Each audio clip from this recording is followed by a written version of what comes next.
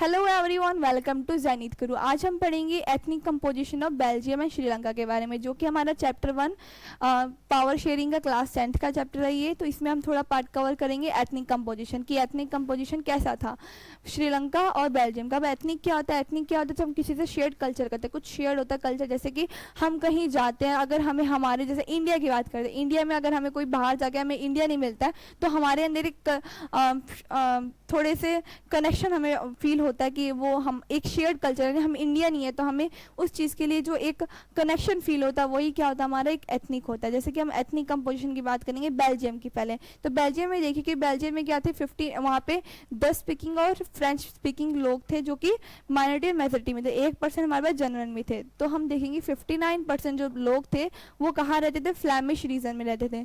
इस साइड में ये जो आपको दिख रहा है, ये जो एरिया, ये क्या फ्लैमिश रीजन है। यहाँ पे आपके 59% कौन थे, डच स्पीकिंग लोग थे जो कि फ्लैमिश रीजन में रहते थे। और जो ये आपको रेड कलर में दिख रहा है, ये हमारे फ्रेंच पीपल्स, फ्रेंच जो थे, फ्रेंच लोग जो फ्रेंच स्पीकिंग थे वो यहाँ पे रहते थे। Another 40% people live in the Wallonia region and speak French. ये वेलोनिया रीजन है जहाँ पे फ्रेंच स्पीकिंग पीपल रहते थे। और जो 1% है वो हमारे जर्मन थे, जो बेल्जियंस थे वो क्या थे, हमारे जर्मन। जैसे कि ये वाले, ये जो है हमारे इस साइड में, ये हमारे 1% कौन है, जर्मन स्पीकिंग है।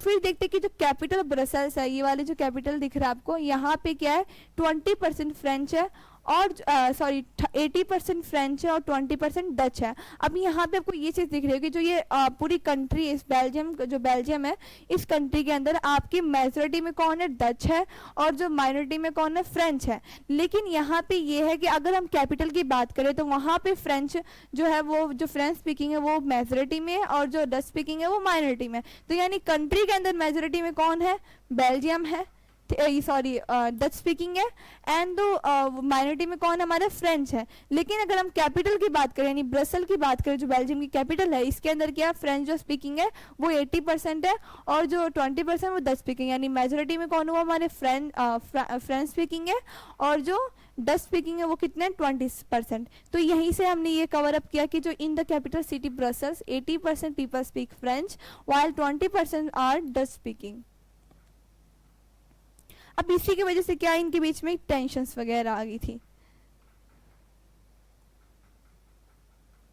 अब the minority French speaking community was relatively rich and powerful. अब जो माइनॉरिटी में जो फ्रेंच स्पीकिंग थी वो क्या थी, पावरफुल थी और रिच थी।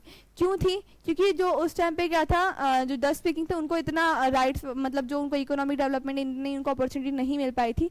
लेकिन बाद में क्या हुआ था, डच स्पीकिंग जो community who got the benefit of economic development education much later, क्योंकि इनको जो एजुकेशन के जो डेवलपमेंट के लिए जो कि अपॉर्चुनिटी वगैरह मिली थी वो कब मिली थी, बाद में मिली थी, लेकिन फ्रेंच के पास पहले से थी। तो इसी की वजह से क्या हुआ, उन दोनों के बीच में डिफरेंसेस हुए थे।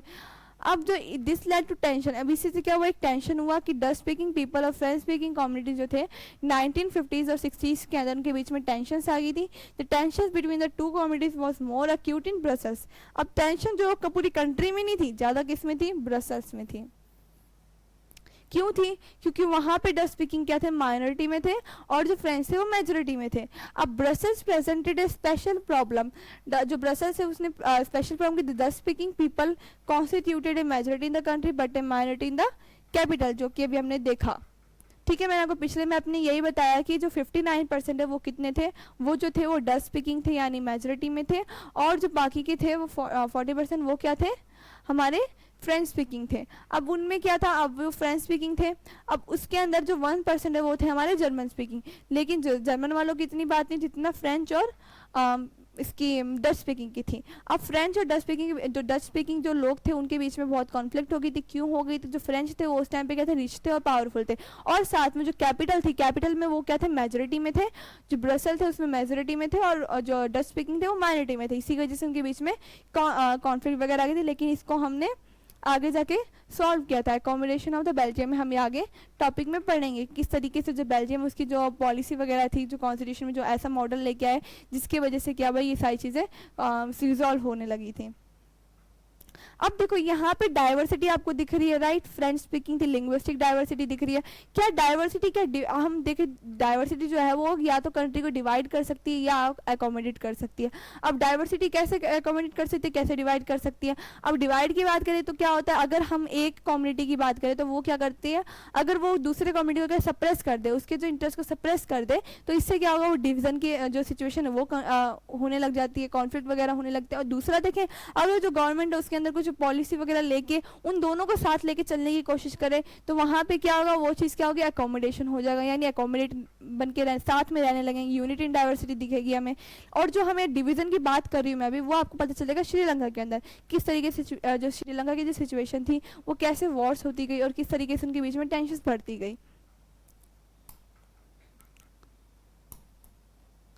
अब ये दिख रहा है आपको श्रीलंका। अब श्रीलंका की डाइवर्स कंट्री है, ठीक है, डाइवर्स पॉपुलेशन है इसमें। जैसे मेजर सोशल ग्रुप जो थे वो क्या थे, सिन्हाला स्पीकिंग थे। जो सिन्हाला थे वो कितने थे, 74%। अब 74 पर यानी मान लो कि ये कितने थे, 3/4 जो पॉपुलेशन थी वो क्या थी, सिन्हाला स्पीकिंग थी। और जो तमिल स्पीकिंग थी वो कितनी थी, ओनली 18%। अब यहाँ पे ये सोच रहे होंगे कि ये जो 74% यहाँ पे पॉपुलेशन है, 18% यहाँ पे, तो ये तो टोटल 92% होगी, तो बाकी कहाँ गए? तो बाकी और भी तो पॉपुलेशन हो सकती है ना। तो वहीं हम देखें कि जो ये 82% है, यानी 74 जो सिन्हाला स्पीकिंग है और जो तमिल स्पीकर है वो कितने, 18% है। ठीक है, अब जैसे कि ये वाला आपको रेड कलर का एरिया दिख रहा है, ये जो एरिया है ना, ये हमारा कौन सा है, तमिल स्पीकिंग वाला। और जो ये आपको दिख रहा है ये कौन सा हमारा, येलो येलो, ये जो हमारा सिन्हालस है। ये जो रेड वाला है ये हमारा पूरा श्रीलंकन तमिल है, और जो ये आपको डार्क रेड में दिख रहा है ये क्या हमारा इंडियन तमिल्स है। और जो ये छोटे छोटे आपको दिख रहे हैं ये हमारे मुस्लिम्स हैं। ठीक है, अब जो ये जो तमिल्स के अंदर क्या हुआ, 2 सब ग्रुप्स और थे।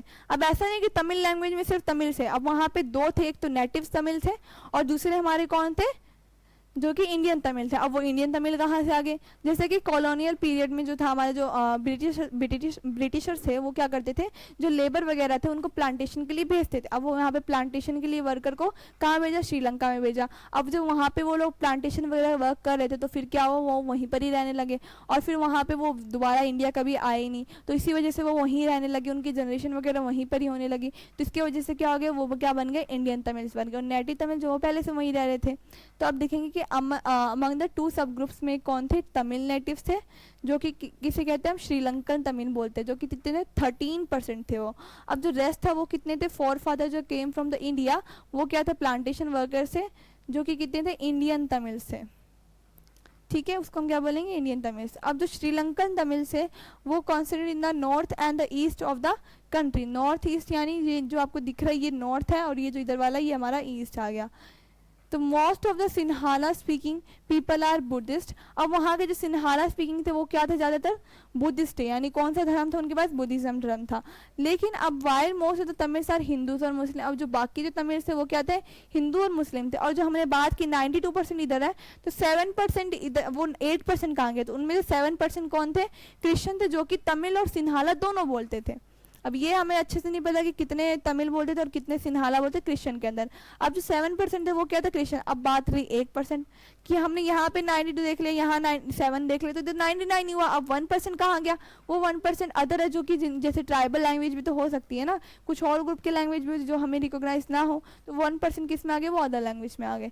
तो ये था हमारा श्रीलंका का एथनिक कंपोजिशन, जिसमें हमने क्या देखा कि श्रीलंका जो श्रीलंकन जो थे उसके अंदर सिन्हाला स्पीकिंग जो थे वो कितने थे, हमारे पास 74% थे। फिर हमने देखा जो सिन्हाला जो तमिल से, यानी सिन्हाला तमिल, तमिल के अंदर जो वहाँ के श्रीलंका के तमिल में 2 सब ग्रुप थे, एक था हमारा सिन्हाला तमिल और दूसरे हमारे कौन थे, इंडियन तमिल। सिन्हाला तमिल कितने थे हमारे पास, 13%, और जो 5% जो रेस्ट बचे वो कौन थे, हमारे इंडियन तमिल। फिर हम देखते कि इनमें हमने तो ये देख लिया 90% ये पॉपुलेशन होगी, तो 8% कहाँ गई। अब उसमें 7% जो थे वो क्रिश्चियन थे, जो कि तमिल और जो सिन्हाला दोनों बोलते थे। अब उनमें 1% कहाँ गया, जो 1% है वो क्या था, अदर लैंग्वेज वाले थे।